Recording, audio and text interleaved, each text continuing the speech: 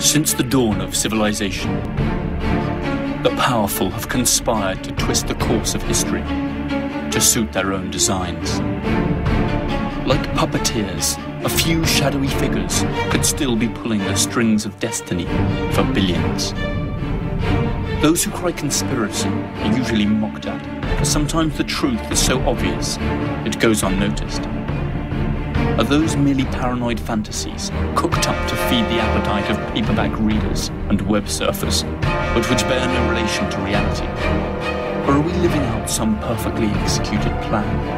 Wars, revolutions, social movements, terrorist attacks. Everything is given an official explanation. But perhaps nothing is what it seems to be. Let's dare to unveil the incredible world of secret societies.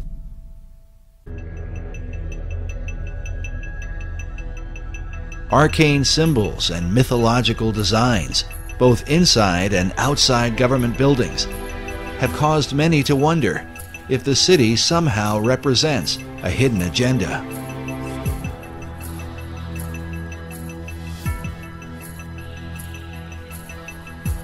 This becomes increasingly important as America's current place on the world stage ignites firestorms of controversy. As the United States is the most powerful nation on Earth, many have wondered, what is America up to?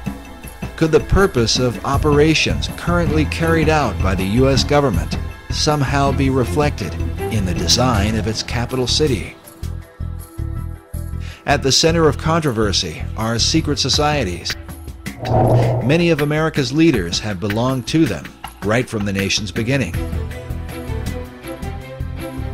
Our current president, George W. Bush, has admitted to his membership in the mysterious Skull and Bones Society. You were both in Skull and Bones, the secret society.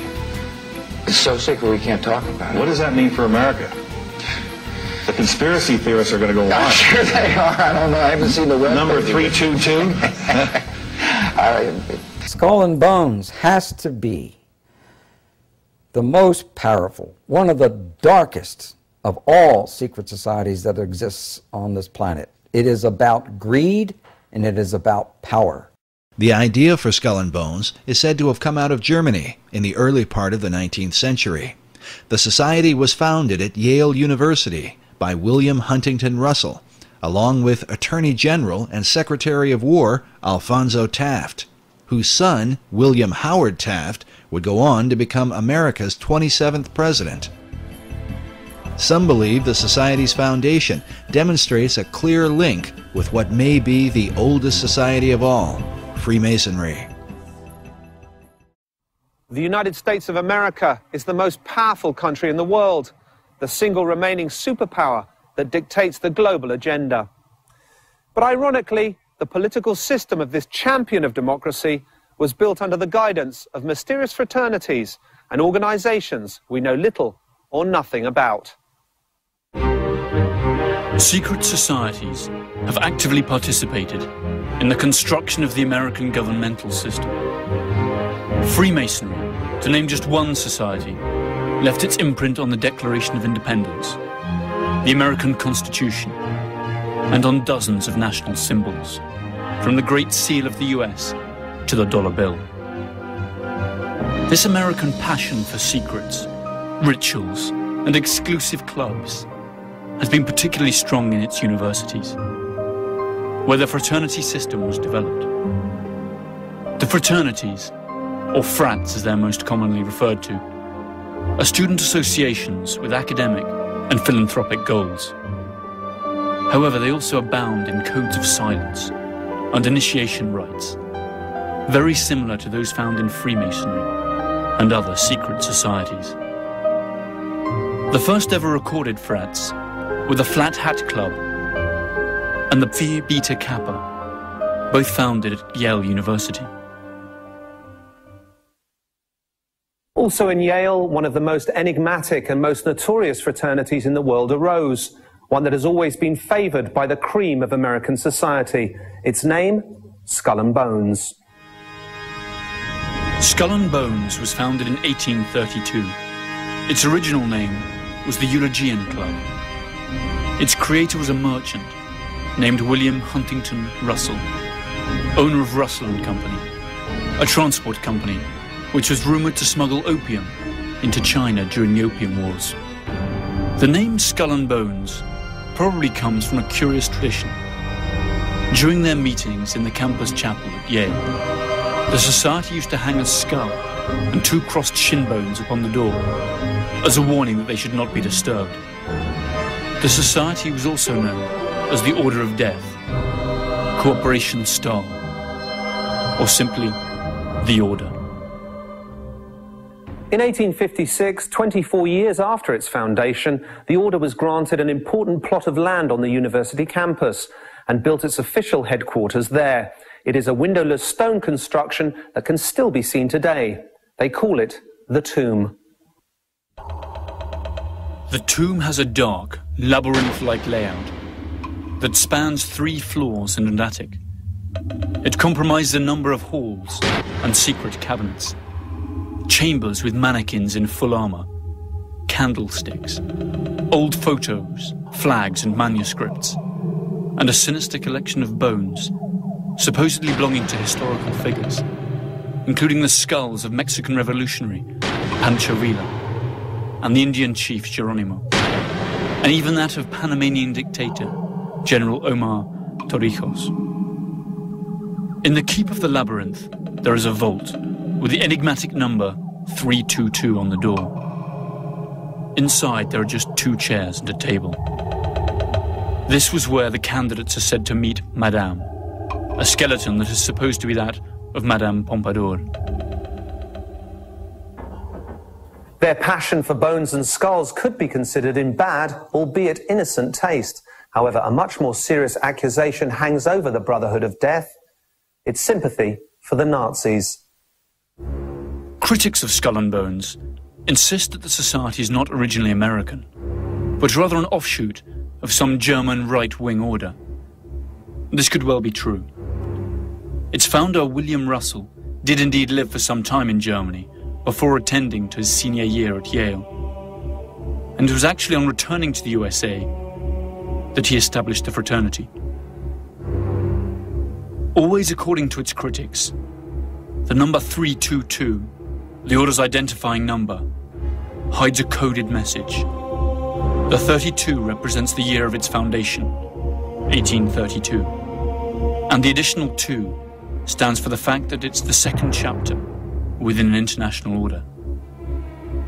Alexandra Robbins, a Yale graduate and author of a book on the subject, stated that the society owns a valuable collection of Nazi objects and memorabilia, and eats its dinners off Hitler's private silver service. A large part of their liturgy is written in German. Who was the fool?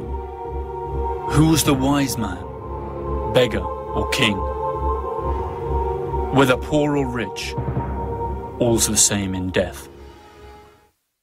A sizable part of the American military-industrial complex of the early 20th century collaborated with the Nazi regime in Germany, contributing immensely to their rise to power. This historical fact is unknown to most people even today.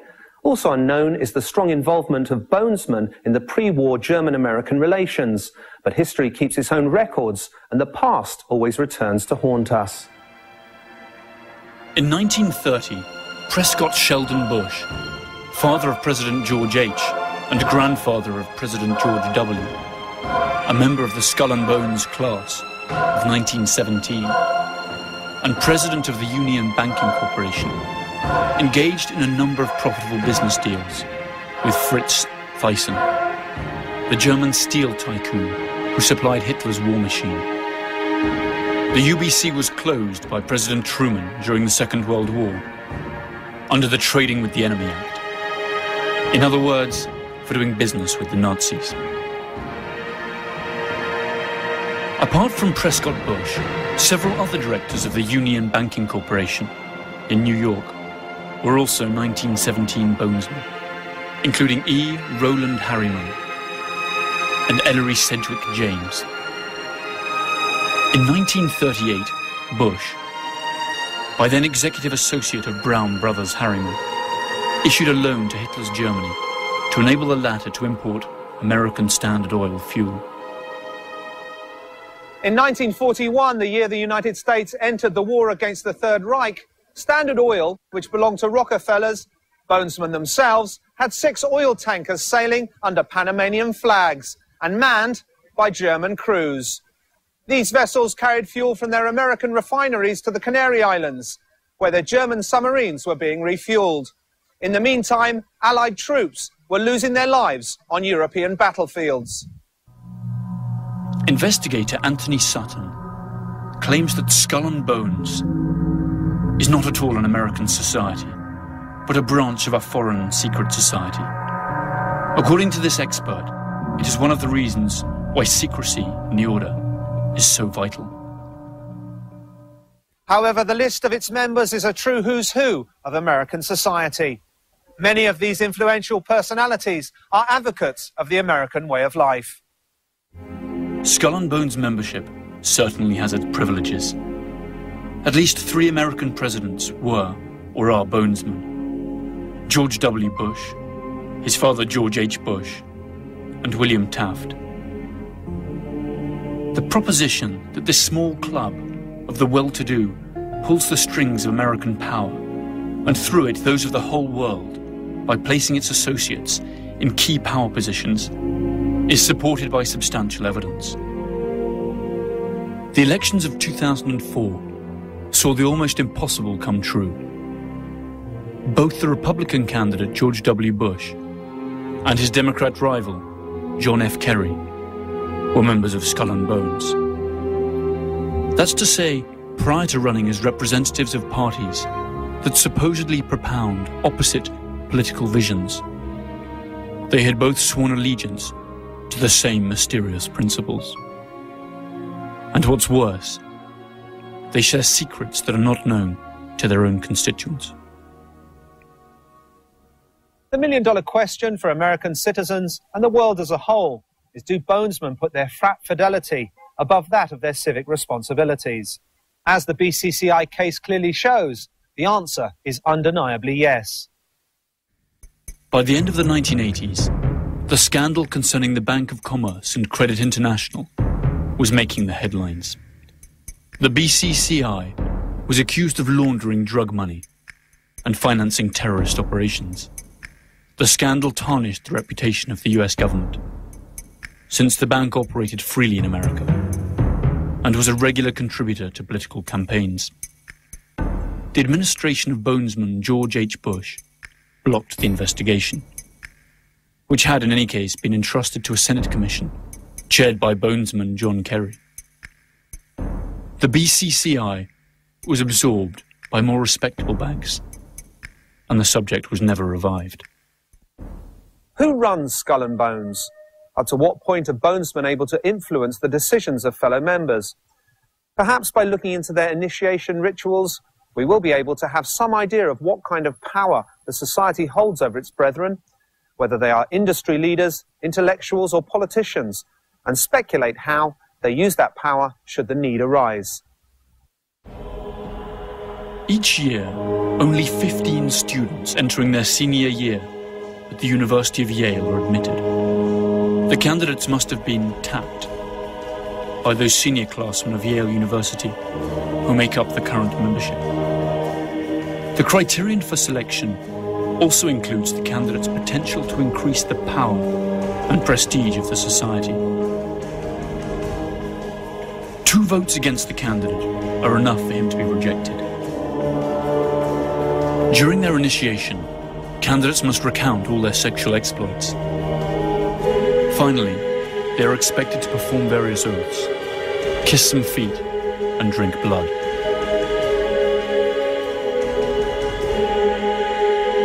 They then have to lie naked in a coffin, and, after masturbating in full view of the others, swear to never reveal their membership of the order.